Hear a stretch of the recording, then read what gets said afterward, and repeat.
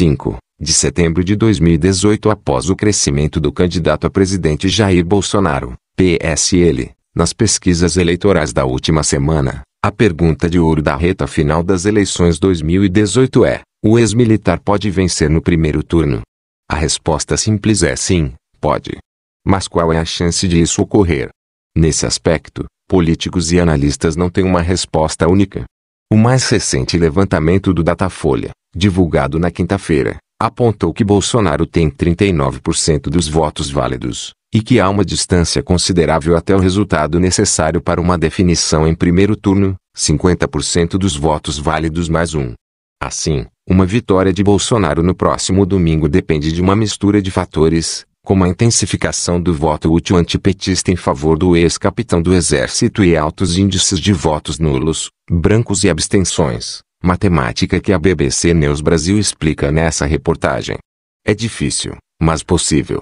Para a cientista social e antropóloga Rosana Pinheiro Machado, professora na Universidade Federal de Santa Maria UFSM, que há anos vem estudando a ascensão da direita conservadora no país, há uma clara onda a favor de Bolsonaro às vésperas da votação deste domingo que pode, sim, levá-lo a vencer já no primeiro turno. Na sua avaliação, vários fatores explicam a recente disparada do candidato nas pesquisas, em uma composição de voto antipetista, antifeminista e evangélico.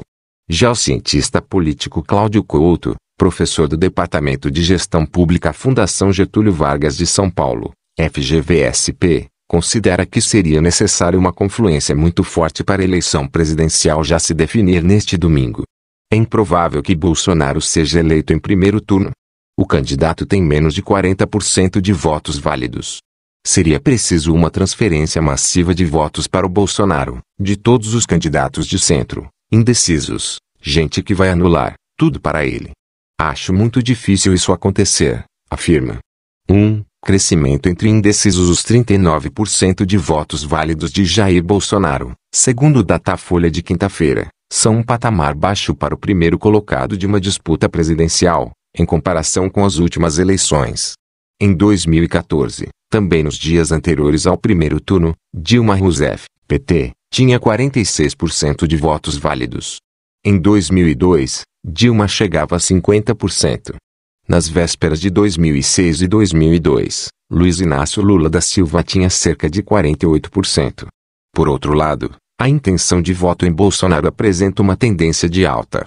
Na última sexta-feira, o militar reformado tinha 28% dos votos totais, no Datafolha, o mesmo percentual registrado uma semana antes, o que parecia indicar que ele tinha parado de crescer.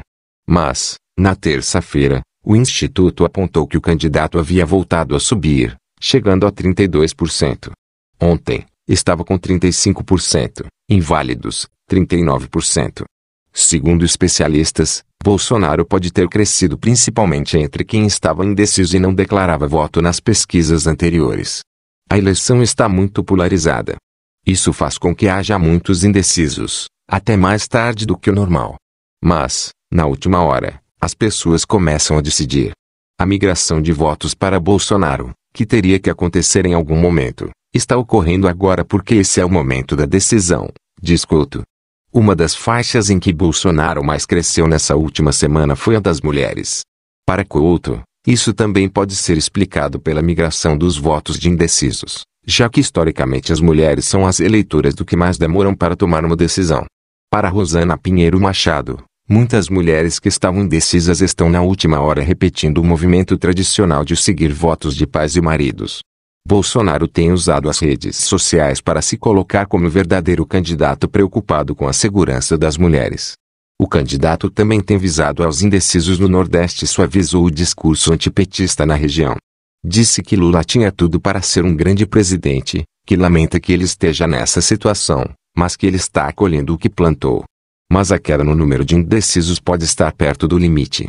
No final de agosto, 28% do eleitorado não citava nenhum candidato, segundo o Datafolha. Agora, são apenas 11%. 2. Voto útil antipetista em Bolsonaro. Na reta final para o primeiro turno, os apoiadores de Bolsonaro intensificaram esforços para conseguir mais votos para o candidato. Em ato de apoio ao militar reformado na Avenida Paulista, Em São Paulo, no último domingo, os manifestantes entoaram em coro: primeiro turno, primeiro turno, primeiro turno.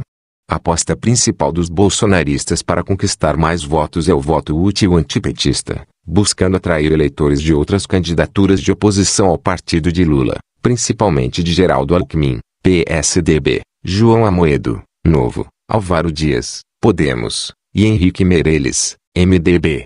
Nesse sentido, em grupos de WhatsApp favoráveis a Bolsonaro, circula um áudio com informações falsas, dizendo que as urnas seriam fraudadas no segundo turno, mas não no primeiro. Assim, segundo o raciocínio da mensagem, a única chance de derrotar o PT estaria na vitória em primeiro turno. Mas como uma possível transferência de votos para Bolsonaro na reta final poderia alterar o quadro das eleições. A BBC News Brasil fez algumas simulações. Se até domingo Bolsonaro conseguir obter 1 de cada 10 votos de todos os demais concorrentes, além do apoio de 1 de cada 10 pessoas que hoje dizem votar branco ou nulo ou estarem indecisas, ele passaria a ter 41% dos votos totais. Mantendo-se o patamar de votos brancos e nulos mostrados pelo Datafolha, seriam 47% de votos válidos. Já se a transferência de votos de Alckmin, Amoedo, Meirelles e Álvaro for maior, de 3 entre cada 10 votos, Bolsonaro ficaria com 44% dos votos totais e estaria muito próximo de vencer no primeiro turno. Essa migração de votos já vem ocorrendo nas últimas semanas. O que não está claro é se ainda há espaço para mais mudanças de grande magnitude. Diante da fraqueza de outros candidatos que se contrapõem ao PT, muitos eleitores já migraram para o Bolsonaro no primeiro turno. Alckmin, por exemplo, é um candidato morto, analisa Pinheiro Machado. 3. Brancos e nulos favorecem o primeiro colocado. Os votos válidos são todos os votos que são destinados a algum candidato. Ou seja, eles não incluem brancos e nulos. Vamos usar uma analogia. Imagine uma votação em uma sala de aula com 20 alunos. Desses, 5 resolvem não votar em ninguém e outros 15 escolhem um candidato. Os votos válidos são apenas os votos desses 15. Assim, para vencer em primeiro turno, seria necessário ter a maioria de 15, no caso, 8. Mas, se nessa mesma votação 10 alunos resolvessem não votar em ninguém, o total de votos válidos passaria a ser os outros 10. Assim, para vencer em primeiro turno, bastaria a maioria de 10, ou seja, 6. O mesmo ocorre nas eleições. Quanto mais votos brancos e nulos, menos votos válidos. E menor o total de votos que o candidato mais bem posicionado precisa ter para vencer no primeiro turno. Hoje, o percentual de 35% de votos totais em Bolsonaro só seria suficiente para vencer em primeiro turno caso os votos inválidos chegassem a 30%, o que é improvável. Se Bolsonaro subir para 40% dos votos totais, então 20% de brancos e nulos poderiam elegê-lo no domingo, o que também é muito difícil. No último Datafolha, apenas 6% disseram que pretendem anular ou votar em branco neste domingo, enquanto 5% ainda não tinham definido o voto. Na somatória, é um patamar próximo ao visto na eleição de 2014 a 9,6%. Resultados passados mostram como um alto patamar de votos sem validade pode ser determinante.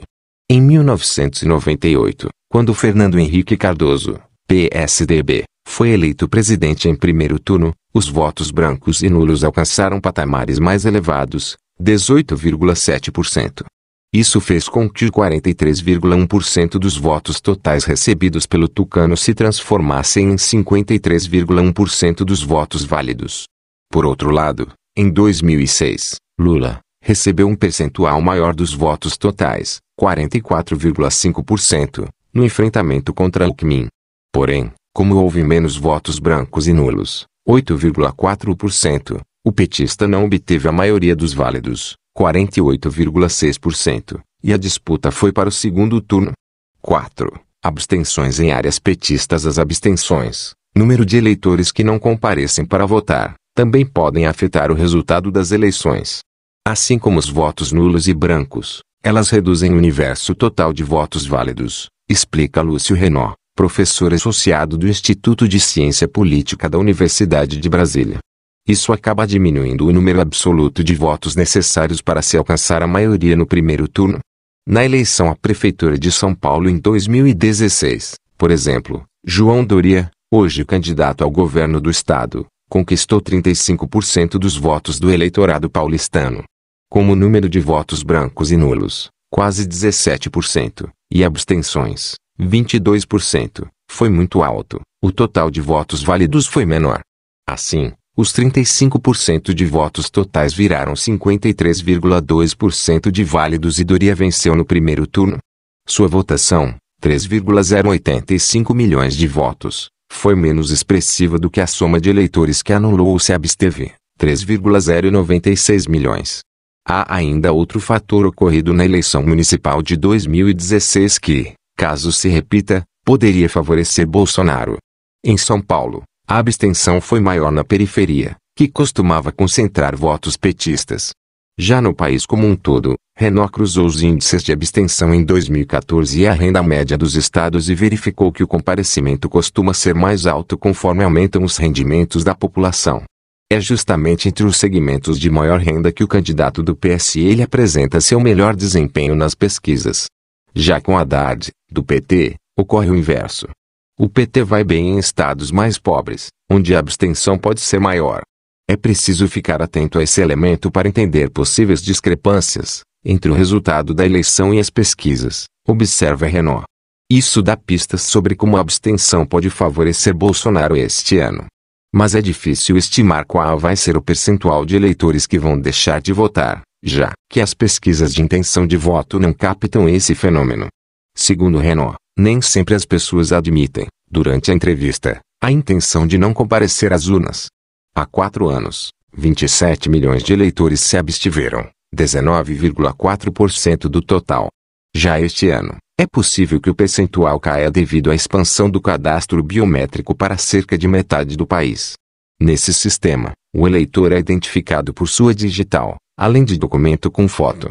Na eleição de 2016, as cidades que já estavam com cadastramento biométrico tiveram 12% de abstenção, contra 19% da média nacional. Uma possível explicação para essa queda é que a atualização do cadastro tenha eliminado casos de eleitores já falecidos, além de ter estimulado outros que haviam mudado de cidade, mas não haviam transferido seu título, a atualizar sua situação. Goiás News Notícias deixa a sua informação para todos os seguidores da página. Se você gostou do vídeo, curta, se inscreva no canal do YouTube e compartilhe com seus amigos.